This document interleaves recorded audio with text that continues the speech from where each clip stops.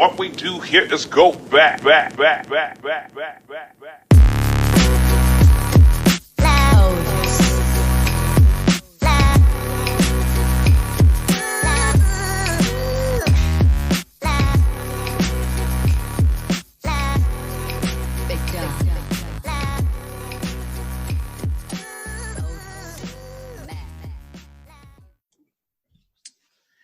All right, MYB, welcome back to the Minding Your Business podcast. We're here for episode number 129, Entrepreneurship, Real Estate, Trending News. There's no business like minding your own. Again, I'm your host, Champ Ron. I have a special guest here with me, MYB, as we continue to bring you the very best in business ownership and folks that are leaders around this country. And so I'm happy to have Mr. lee.kearney here with me on episode number 129, MYB. And he comes to us as someone for now a couple decades who has been among the leaders in real estate, and more specifically in how to generate the proper income from your real estate business, and then how to transfer that income into other ventures. And so have your pen and paper ready, have your iPad prepared to take notes, because we're going to definitely get some great content today. So Lee, how are you doing? I'm doing great. Yeah, excellent. Thank you so much for joining here on the podcast. I really appreciate it. I know you're busy and it's on a Friday and that sort of thing, but definitely thank you. And thank you for having me on the show. Yep, absolutely. So Lee, let's dive right in. Tell us a little bit about your background, professionally. How did you get your start? Kind of where did you come from? Let the Minding Your Business community kind of know who is lee.kearney. Sure. Well, I went to college. So I grew up in Ireland, went to college here in the States and got my degree, started my master's. And while doing my master's program, started flipping houses. And in between my degree and my master's, I'd actually got a job working my father's company, worked industrial sales. I hated it, actually, to be honest with you. And during that gap between my degree and my master's, I bought and sold a condo by accident, because what happened was I bought it, got broken into, hated it, put it back on the market, and sold it, made more money in that transaction than I did in my job. Wow. When I started my master's, I already knew I wanted to do real estate. So I would go to school by day and flip houses by night. And so by the time I'd completed my master's, I'd already flipped several homes. Wow. 2 in California. And then when I moved back to Florida, I was buying at the courthouse steps. And so I jumped right into foreclosures. That's just where I landed. I asked a lot of questions, and my question was really simple. And I asked everybody this question that had anything to do with real estate. First of all, A, do you know anyone who does real estate? And B, how do you make money in real estate? And so that led me to foreclosures. And I think that that's probably what started my path differently than a lot of people, because I went straight to the front line. A lot of people dabble around with wholesaling or signing contracts or double close or some version of that, or maybe they'll buy a rental and then maybe 5 years later they'll buy another rental. I went straight to the courthouse steps and was buying properties with cash right out of the gate. That'll smarten you up, by the way. Yeah, it sure will. Yeah, you're parting with real dollars on a number, on a case number. Right. And then hoping to turn that into more money. There's a lot of things you got to get right. So I took my bumps and bruises along the way. But after a few house purchases in 2005, I became quickly one of the biggest buyers in Hillsborough County at the foreclosure auction, because I just sat in the back, just played dumb, and realized that I could just pick my battles. So I'd be very selective in which properties I picked off and why. I knew what my competition was buying. And that's been a core principle that we've carried forth in business. We look at not only what we want to buy, we look at what we're competitive on. So I've always tried to not pursue things where I'm going to be outbid, or I just know that there's 20 buyers for this product, it's on market, and it's not a good use of my time. A lot of my competition say, well, if we put in more offers, we'll get more deals. And I don't believe that to be true. I think there's a big difference. This is what I'm going to say to everybody out there. It's a huge difference between being busy and being effective. Sure. So now we're highly focused in all 3 of my businesses in being focused on doing 1 or 2 things really well instead of doing a bunch of things poorly. Yeah, absolutely. And you know what? You touched on something that I think kind of has a global sense there, Lee, in terms of, people getting involved in business and getting so busy and so caught up in the busyness of it and feeling like they've got to tackle all these different areas. It sounds like you got into a nice niche and you carried on and said, let me be the very best in this niche in foreclosures instead of trying to be this jack of all trades. And I think that's easy to slip into in our social media age is chasing a lot of tails with that. So I love to hear that about your business, because it's pretty common that people that are really successful in business, they find a niche and they find a target and then they go after it wholeheartedly versus, again, dibbling and dabbling all over the place. I'm a dibble and dabbler. I started that way. I was doing, like you said, I was that guy. I was doing a little bit of wholesaling. I was doing a little bit of land. I was doing a little bit of rentals, and I was all over the place. And I didn't have a clear point lane, and it cost me. It certainly did. It cost me. And now I have more of a singular focus in terms of land investing that I'm doing, because here in Memphis, where I am, there's a lot of blighted property. And so, like you mentioned, there's a lot of foreclosure, but there's also a lot of blighted property that then gets torn down and they're empty lots. And now there are companies coming in because Memphis is such a big rental market, and the cost of living is so low compared to other cities of its size. And then location-wise, it's very good. It's an extremely great rental market, right? And so what I'm doing now is buying lots near areas where they're looking to rehab, and companies are coming in and they're buying these lots, really high. And I'm buying them really cheap from our county land bank and from sellers who just have lost the heart to want to really market and really get down and dirty with the land. Yeah. And so that's what I'm doing. I found a niche. But it took me a while. So I love you sharing that story, Lee, because I think a lot of us can take heed to that, what you said. Sure. And so, I was going to give you a clear example. Our business 12 years ago, we were buying solely from the MLS. Yeah. We don't make it one offer off an MLS property. Wow. Not one offer. I don't offer anything on the MLS. Yeah. So what we have done is gone to being a data research firm. So we actually have gone full circle from buying on-market properties to going full force into data. So just like you specialize in Landa, we now specialize in data.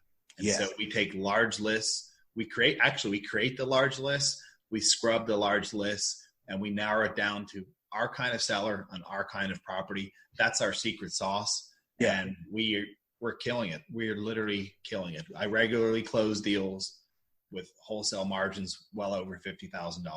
Wow. Regularly.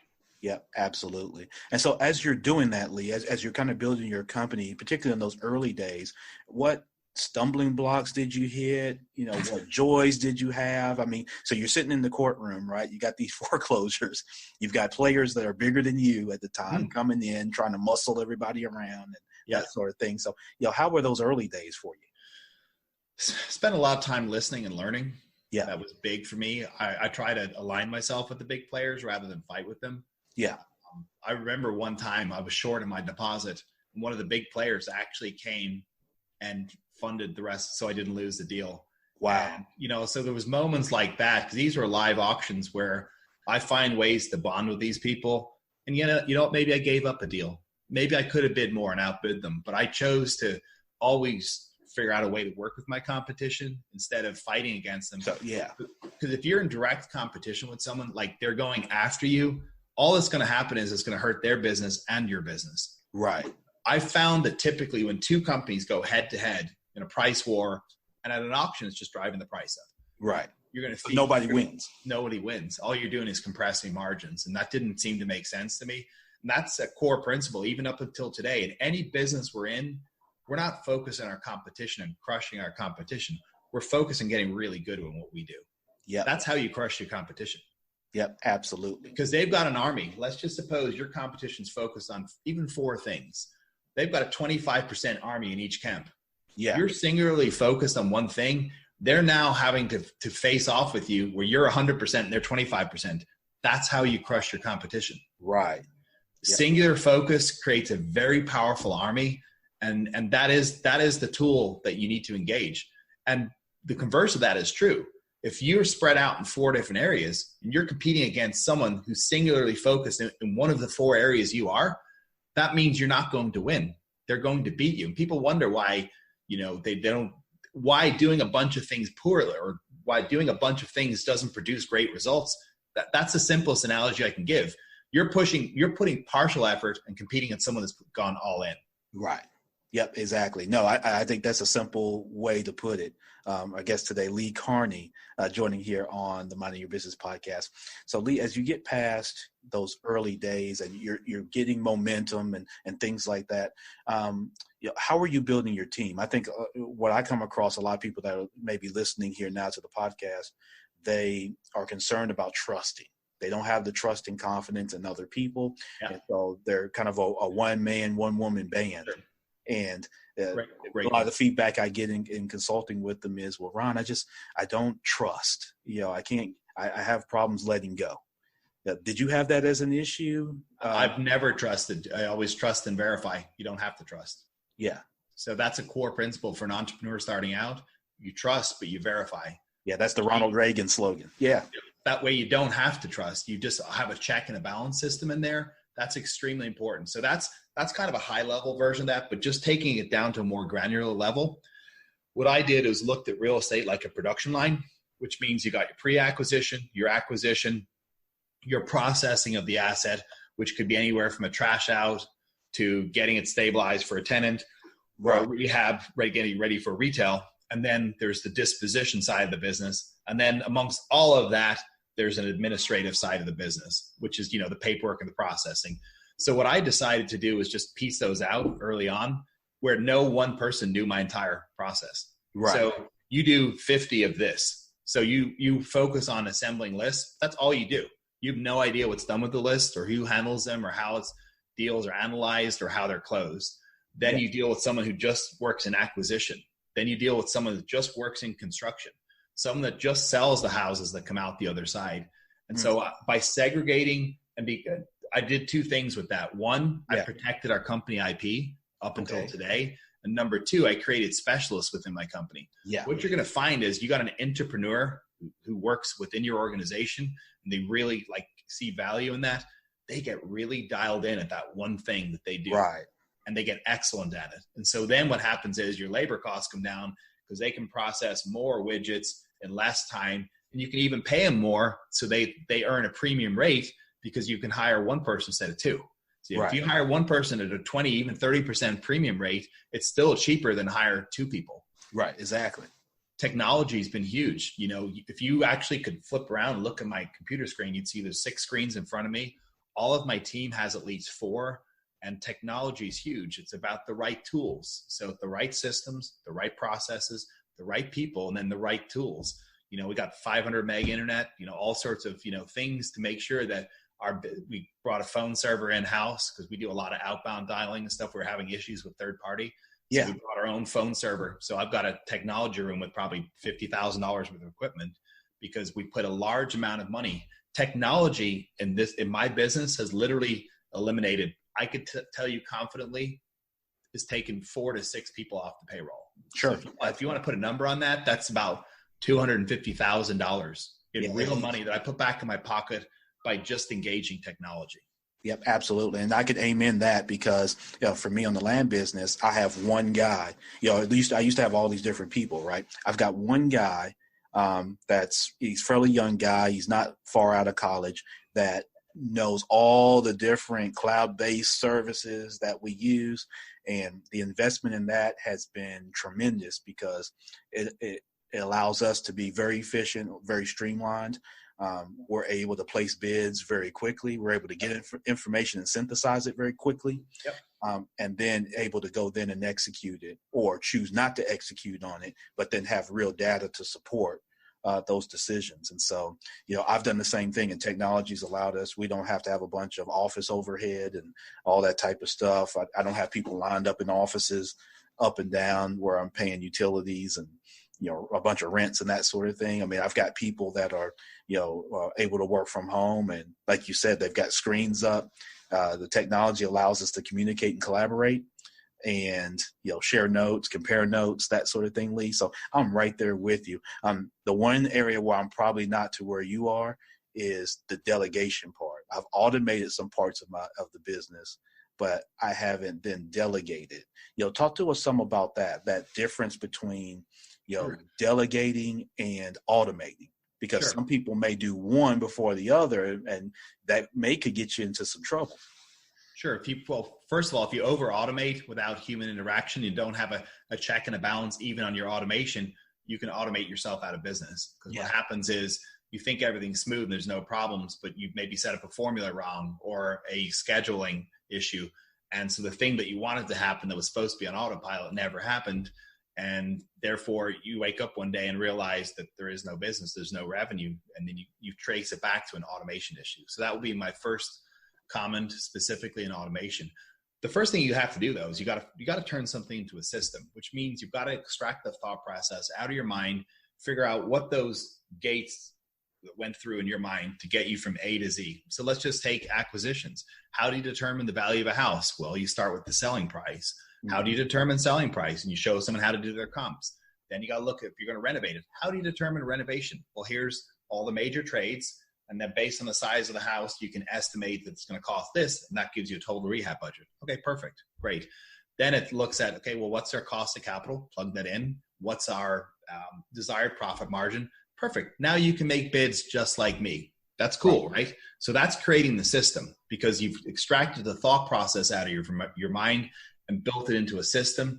And then you can create an SOP off that. For us, it's a buying calculator. I actually turned what I'm telling you into a calculator with 3 variables. Wow. So anybody can buy houses like me. Just 3 numbers. There's the same number. We all have the same number.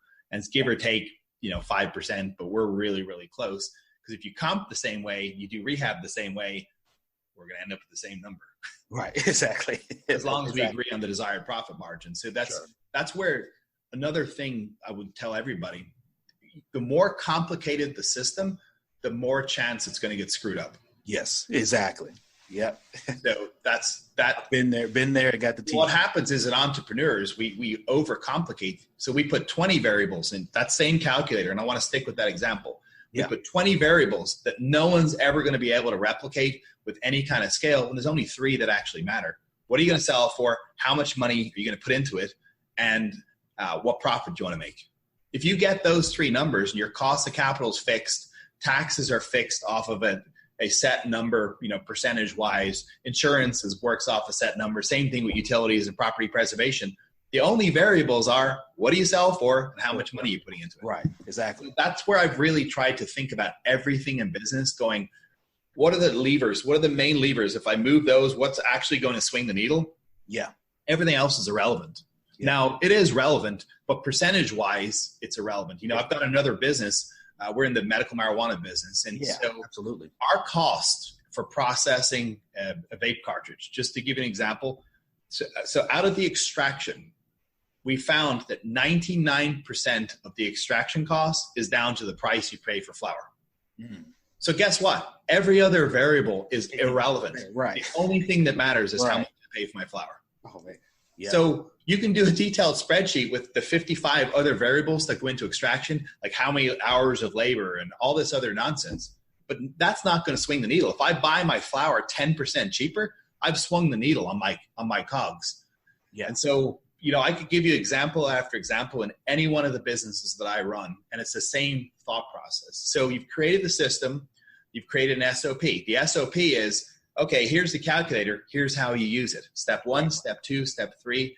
And I try to make it 3rd grade. I try to write everything in 3rd grade language because that's my chance of success goes through the roof. So we've talked about creating the system. We've talked about creating the SOP to use the system. And the 2 things are different.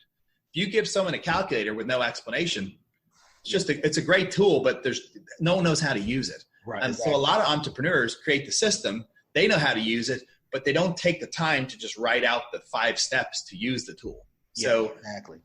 So create the system. Now we write the SOP. Now we want to do is have the person actually implement it. So now you designate the job after creating the system, after providing the SOP, the person then starts implementing your system. The thing that a lot of people forget to do after this, because they think it's done, right? I create the system. I create the SOP. I hand it to the person. I delegated. I'm a business owner. Most people forget to create that feedback loop. The feedback loop tells you whether it's working or not. That's your check and your balance. Yeah. And so I'd strongly encourage everyone that the biggest place where people wake up one day after they designated or basically handed over a project to someone and it got screwed up, they didn't have a feedback loop. Yeah. So if you need feedback on a daily basis, it's a daily report. If you need it on a weekly basis, it's a weekly report.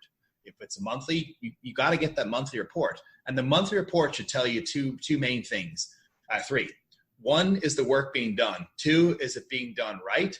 And third, the problems have to be painfully obvious. A report needs to be designed to show you very clearly where the problems, because that's the things that you as a reviewer, no longer the doer, you're now the reviewer, you can be able to clearly see what's working well, pat on the back, but now I'm going to focus on the things that are not going well. Yeah, absolutely. And, to go along with that, as you're saying that, that again was a pain point for me. And with the gentleman that I've got on my team now, we've been able to resolve that because of the coaching development piece at that very last step. So like you said, I was guilty of that. Outsourced it. Great. Go run with it. Yeah. But the problem was I didn't have the dialogue piece after the fact. I'm just getting data, information. I'm making decisions, but I'm not getting the feedback from the individual. And so then they're frustrated because they don't know, is what they're doing working? Is it making the difference? So, they're just doing idle tasks in their mind. And then I'm frustrated because decisions are kind of bouncing back. And so, like you said, we closed the gap with what you just said. And so I encourage everybody that's listening to this is, don't forget that last piece of what Lee just said. You got to have the coaching development piece of it, which is the conversation. And like you said, the pat on the back, or, maybe it's the kick in the rear, or it's something in between. In most cases, it's going to be something in between. Hey, we got this information. Like you say, how is it being done? Is it done right? Is it being done? Is it being done right? And how are we synthesizing it then to make decisions, right? Yeah. And then repeat.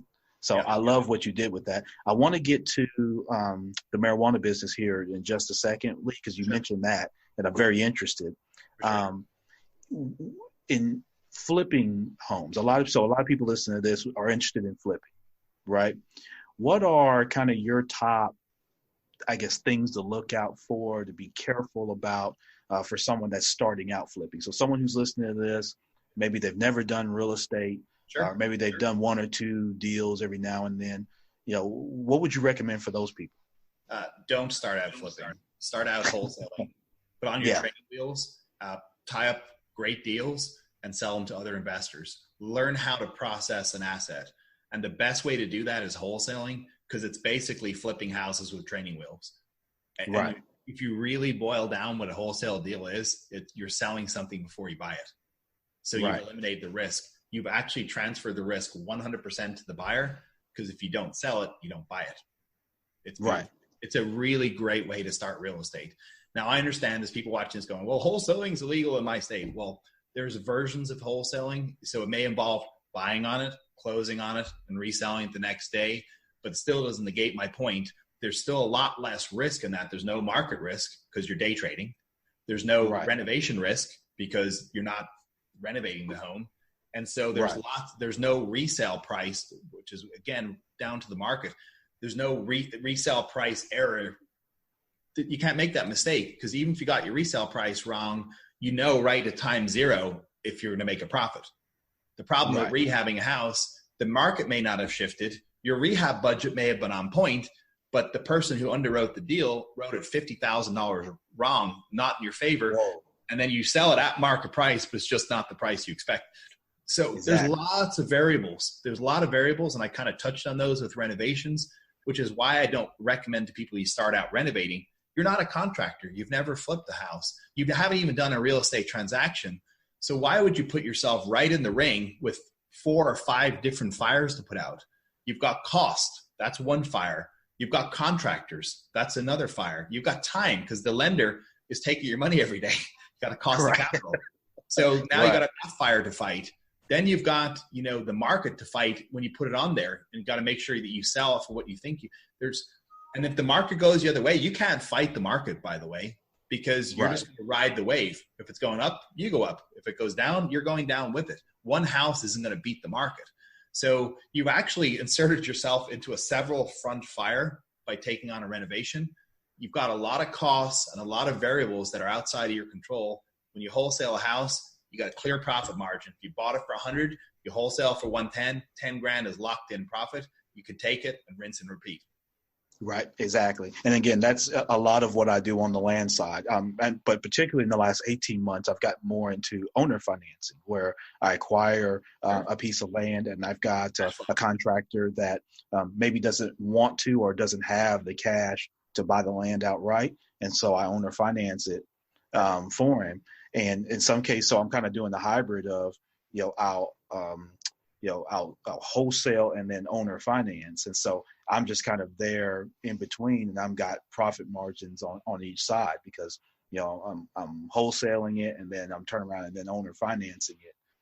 So I'm acting almost as an agent sometimes for an existing owner. And a lot of these cases, Lee, these are situations where these are properties that were inherited. So obviously, in areas where you've got a little bit older population, so say up in Michigan and, some of the northern Midwest, you have folks that have, transition life and then they leave it to somebody. But then, kid A is in New York and kid B is in Mississippi, and they're like, all they see, they're not like you and I. They don't look at this that way. So all they see is the issues. Well, I've got to keep it up. I've got to pay the taxes. I've got to do this. So all they see is the issues, right? Where what you and I see opportunity. And so when they talk to someone like me, they're basically like, you know what, I'm good. I don't really need the money. I don't want to take the lump sum because I don't want the tax hit of getting some lump sum of money. I just want to get rid of it clean and square. I didn't even know Dad had this land, right? And so those create great opportunities for me where I'm getting involved. And like you said, there's a set spread and we're not taking a ton of risk. And so, but we're still early in our walk. And so eventually, like I say, we want to transition into some other areas where we take a little bit more risk, maybe get a little bit more reward. And so, yep, definitely. Well, if you stick and scale wholesaling, you never have any risk in your business, and you can still scale. I mean, we'll do multi-million-dollar profit just from wholesaling this year. I mean, it's a very, very powerful technique, and I like it, especially in a market that I see as being risky. One of my mentors described me really well. At the bottom, everybody's an investor, but as you march up the market and the market climbs, you become a speculator. I don't be speculating with a ton of flips. I want to make sure that I'm day trading real estate and that I can maneuver whatever market direction happens. Yep, absolutely. Lee.Kearney today is our guest on the Minding Your Business podcast. So Lee, as you've generated profits within your real estate business, one of the things that I love in reading about you and learning more about you is how you've transitioned that into other businesses. And of course, sometimes that's common at very high levels, right? Of very big time investors and things like that. But, did you always have that as a goal to transition into other businesses? Because, No. It looks like your businesses complement each other well. Correct. In the way that you lead them and manage them, like you were speaking earlier. Sure. It's about focus. You identify the one thing that's going to make a difference in your business, and that's what you step on the gas on. And for many years, I overcomplicated business and thought there was 50 things that mattered. Like, I got to check all my emails. I got to do this. I got to do that. I've got to fill out this task. No, if this happens, my business is successful. And so I've defined success a lot more simply than I did in times past. And I do that every business. We had a sales goal in Oklahoma, for instance, in January, just crushed it already by today. And we'll just keep crushing it through close of business today. And it's because the singular thing I focused on was how do we crush that January sales goal? And that's all I worked on. So magically we crushed our January sales goal. Now, if I'd worried about production efficiencies and all these other things that, making sure that this was neat and tidy and I said, the only thing I'm going to focus on is making sure we hit our sales target. Yeah. So there you go. And that's where a lot of companies get caught up in systems and processes in a nice office, and they forget about profit, and they forget more importantly about net profit. And they wake up one day and they're out of business, and they realize they weren't focused on the only thing that actually matters in business, which is making money. That's what business is about. And I've explained this to my team 6 ways a Sunday, that when the business makes money, this is a good thing for everybody. That's the thing that we need to be focused on as a team.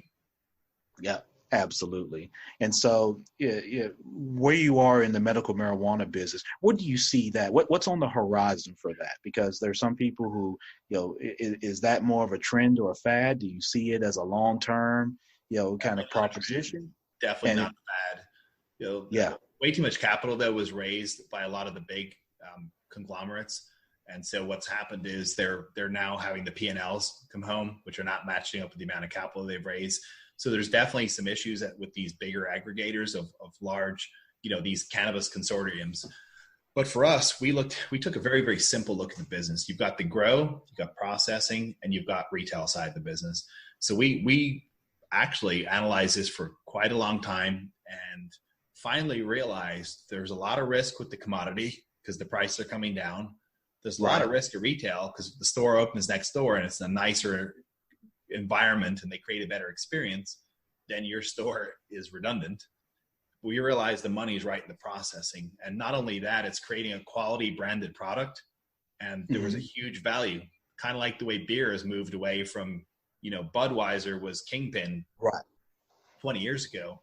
And now you look at the craft beers have really eaten into that market share because people want quality over price. And so, craft beers are not the cheapest. In fact, they're double, triple what a Budweiser would be, just as an example. Yep, exactly. And we've realized the same thing in cannabis space. Yeah, you can crank out a cheap product, but if you have a quality branded product, we have customers that are very, very discerning. And so that's the niche, and they'll pay a premium for that. So we have a top shelf premium extract, and we make sure to package that with flavors and quality and things that customers actually want. And we're doing really, really well because it's low startup, high ROI. And you compare that to a grow, you could spend tens of millions of dollars building it in, well, not tens, but definitely millions and over 10 million. I've seen people spend 20, $30 million or more on an industrial size grow. And now you have to get everything right. If you screw up one thing for a day, the plants die, you lost your crop. I mean, you got zero ROI, you got negative ROI. So there's just so much risk. And retail, you want to push out a pallet load of stuff, or do you want to push out one widget? I'd rather send out a pallet load at my door like 100 times a day instead of selling one item 100 times.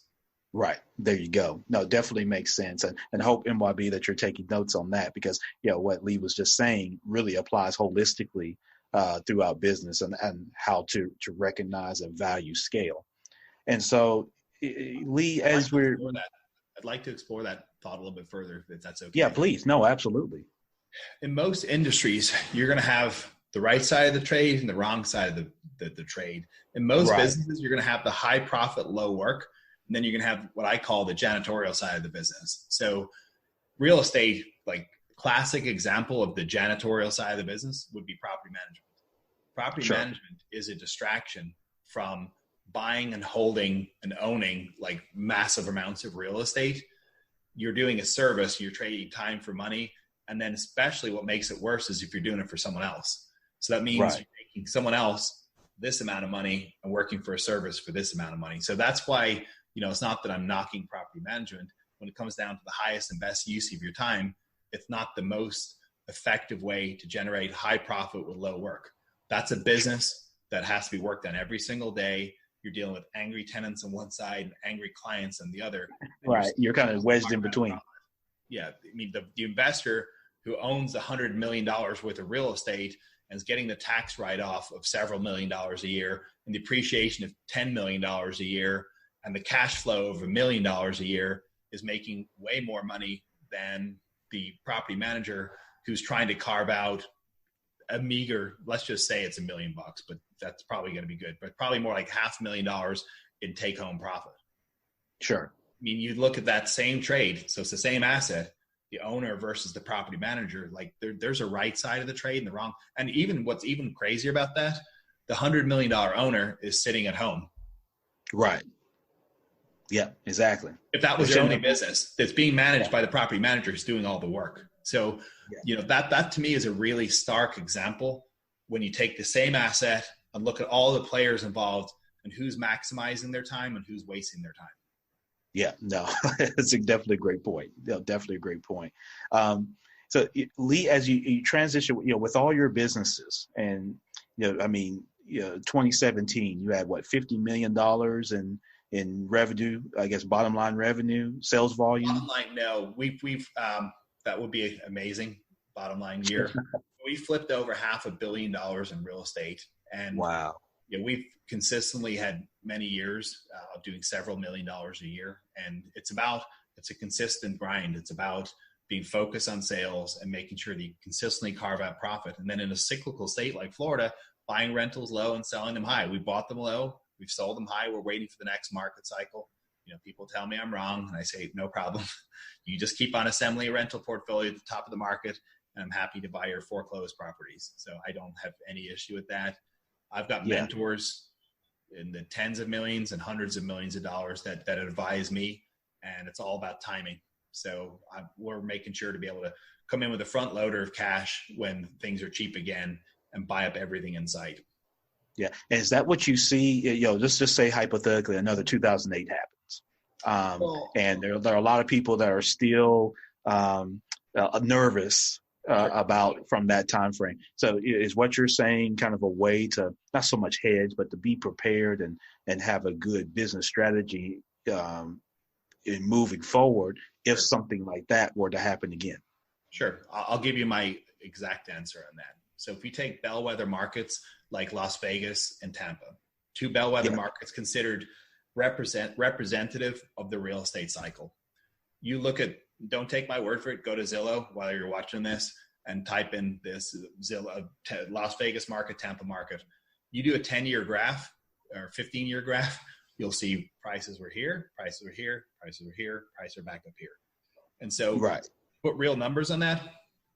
The prices went from the mid 200s in both markets down to the 80s, median price, back up to the mid 200s. So you tell me what's going to happen next. I don't think it takes a rocket scientist to realize that this cycle has happened several times in investor-driven markets. And there's going to be an opportunity where people go off, and this is where the danger of averages and statistics. So if the market did this, and you just draw one line, you can say the market over the last 20 years has gone up 4%. The danger of that is that you ignore the peaks and the valleys. And this is exactly. You've got to really look at the market.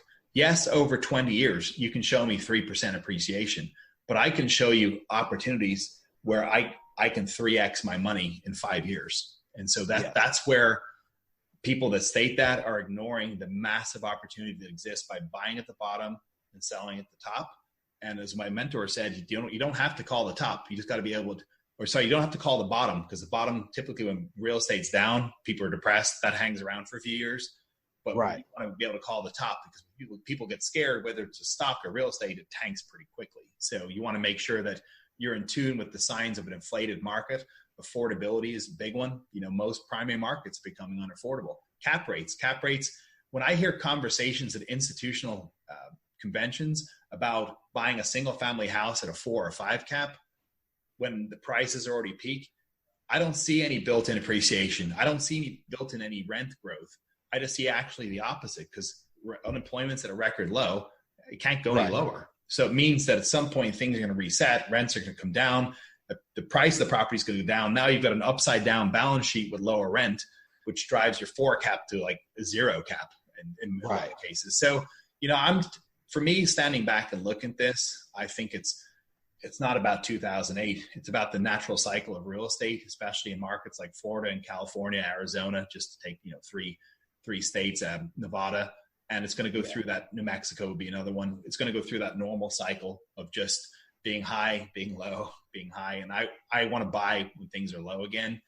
And the reason being, you want to talk about boosting yields. You can have an IRR well into double digits by buying something that goes up 200%, as well as when you bought it day one, having a 15% cap rate. I mean, you can achieve 20-25% IRR, just incredible returns versus someone who's trying to make a deal work at the peak of the market, with rent multiples that don't quite make sense. And, having to analyze the psychology of their renter to make sure they're not going to move out because that tanks their ROI for the next 6 years. Right. Yeah, that's just of no interest. I think you're playing a very dangerous game at that point. Yep, absolutely. No, I definitely agree with that. Not always a time to buy a rental. So there's a time to buy, there's a time to sell, there's a time to hold, there's a time to just sit in the sidelines. In certain cases, 2008 would have been a great time to sit in the sidelines because stuff was in free fall. Where there's no real way to make money on that unless you're just day trading real estate, purely wholesaling and only selling when you buy or only buying when you sell. So there's zero risk. Yep, exactly. Lee.Kearney, our guest today, folks. And Lee, what motivates you now? And when I ask that, not only what motivates you, but how important is family to you as you operate your business? Well, I've got a 4-year-old son, so for me, that's the only thing that drives me at this point. And in business, I look for success. So I look for markers of success, and I've tried to really put those in front of me and get singularly focused on defining what success is and then going after it relentlessly. So I've tried to create a marker in each of the 3 businesses that I run. And people use that term serial entrepreneur. I hate serial entrepreneurs. If someone says you're a serial entrepreneur, I run the other way because it means that they never got good at anything. So they just keep around. I think a lot of people misuse that. They think it's cool or hip, and I think it's a weakness. So I focus on 3 businesses. I don't take anything else on. Real estate. I teach real estate through Real Advisors. This is Real Advisors right here, which is one of the companies I'm CEO of. And then expanding the Kind Concentrate brand, which is a fantastic brand, great profit margin, just a great medicine, and really a feel-good business for me too. So that's what I do. I'm just focusing on going deeper. And success not only is just by the numbers, it's about going deeper and becoming better at my craft. And by doing that, eliminating competition. So for me, I get a lot of satisfaction knowing that I know how to do something better than my competition and can excel at it. And by excelling at it, can make a lot of money. Yep, absolutely. And so, Lee, as we kind of wrap up, take me to one of your worst days, if you've had that. If you've had a worst day, week, month, year in your business, take me to the day. Was there a day where you almost said, you know what, I'm going to give this up and go back to, I've got a master's, I'm going to go back and do this, or I can go work here or do that. Take me back to that day if you had it, and what went on that day, and then how did you find the intestinal fortitude, is what I call it, to keep going? Sure, of course. So it was right around the end of 2007. Got back off a 6-week honeymoon, and I looked at my wife and I said, we're going out of business. I said, we can't pay any debt. We have rentals that are upside down. We have no cash flow, and we're going to have to stop paying every bill, including personal, like credit cards, mortgage payment. So that you can imagine the look of shock, because I saved the news to we had our 6 week. More than a look of shock. Yeah. But no, she was very, very gracious about it and really helped me work on things that created an income. And we were able to turn that situation around, which I'll get to in just a moment. So I remember meeting with one of my mentors. His name was Bumper. And I said, Bump, I'm done. I just made and lost $2 million. Right. And I just felt like the biggest tool. I'm like, how on earth did I do this? And I was so busy working in the business, I was ignoring the market. The market was in free fall. So that's a simple thing I tell everybody, just don't ignore the market. But I remember Bumper said one thing. He goes, well, you can sit there and do nothing, which is probably means you're going to continue to lose everything, file bankruptcy, and just have a pretty depressing life, or you can sell your way out of it. And I said, okay, well, I wasn't quite expecting that answer. So I decided I was going to sell my way out of it. So I went back to the real estate market and I said, well, who's making money? And I realized wholesalers are driving around in exotic cars. And by the way, there's people losing their houses, and there's wholesalers driving around in exotic cars. So I said, there's something to this wholesaling. So I realized, they're just transferring it to their buyer. It doesn't matter if it makes money. They don't care if they make money in the flip or the rental or the house burns down. They collected 20 grand and they moved on. So I went full force into being a wholesaler, generated right around $1 million my first year back as a wholesaler. And furthermore, after about a year and I got my confidence back, I realized, man, I can buy these houses I was selling 2 years ago for a third or a quarter of the price. So I started buying rentals again. So literally within 2 years of losing everything and just getting like my ass kicked, I turned things around and was back to a multi-million-dollar business. So, I've been through that, and I've got a different vantage point. I see a lot of quote unquote gurus, and they've been doing real estate 2 years, and they're master wholesalers. Well, great. They're just turning paper in circles on an upward market. I could do the same thing. You just got to get an okay deal and sell it at a premium price. But what will happen is when the market shifts, it exposes the professionals and the amateurs, and you got to get really good at acquisitions. And acquisitions is key, and acquiring stuff at the right price. And you got a different kind of buyer. When real estate's not as hot, and the only person you can sell to is a true professional, it means you got to buy it really, really cheap and sell it really cheap. You're not just buying an okay deal and selling it for top dollar, which is, I think a lot of people are mistaking what wholesaling is, and they're enjoying the market in general. The upward market, right? Yeah, and like I said, if a market's truly going up, it's hard to screw up. You just got to get an okay deal with someone who's kind of motivated, or maybe not up to with exactly where the market is today, get slightly below market, and still make a $5 or $10 assignment fee. So, I'm not mad about that. I think that just like last cycle, the transfer of wealth will happen just like it did, 10, 12 years ago. Yep, absolutely. Like you said, it's a cycle. The world keeps spinning, and the cycle keeps going. And so, Lee Kearney, listen, I appreciate it, man. I know it's a busy day for you. You've got a lot going on. I appreciate you jumping on the Minding Your Business podcast. I look to remain connected with you. One last thing, kind of share with everybody, that may be interested in, seeing more of your content, how they can connect with you. If they happen to be in a market where you do business and maybe there's an opportunity, they like to reach out to you, how can they do so? Absolutely. You can go to realadvisors.com. That's realadvisors.com. Or you can hit me up on IG at Real Lee Kearney. That's Real Lee Kearney on IG. So either way you can check. Yep. And Kearney is at Kearney, just for everybody to make sure. Real Lee, Kearney.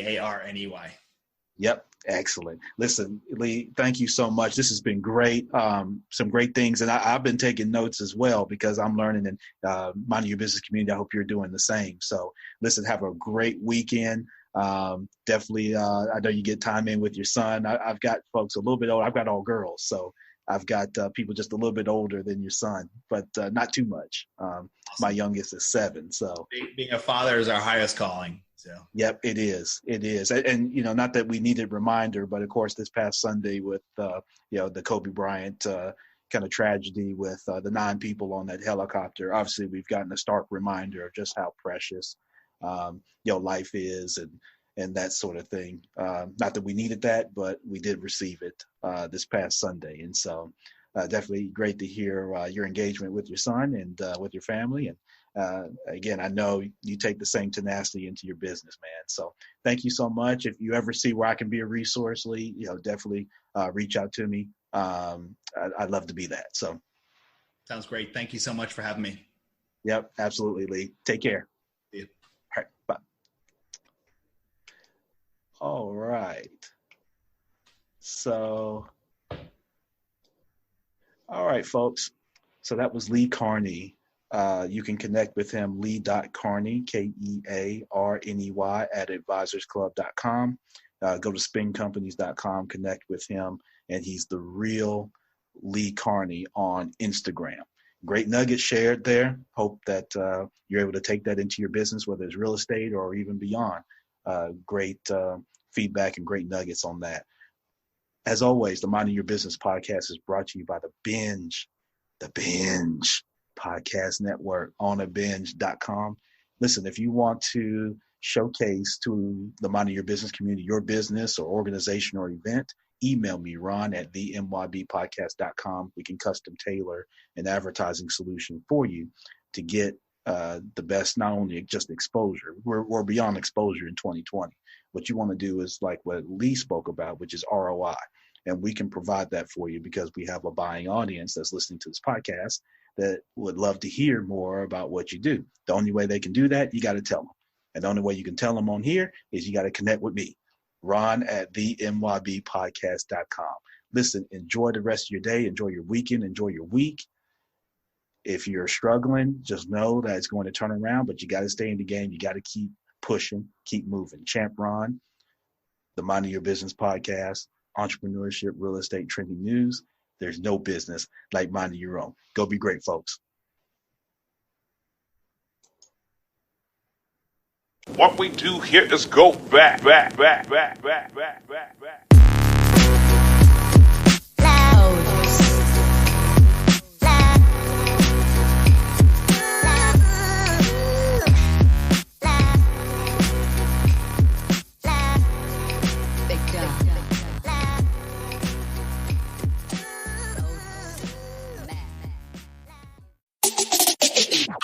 How to show up with Coca-Cola Energy. You're tired and you're thinking of canceling on your friends. Don't do it! Every time you cancel on a friend, a unicorn loses its horn and becomes a regular horse. Do you really want that on your conscience?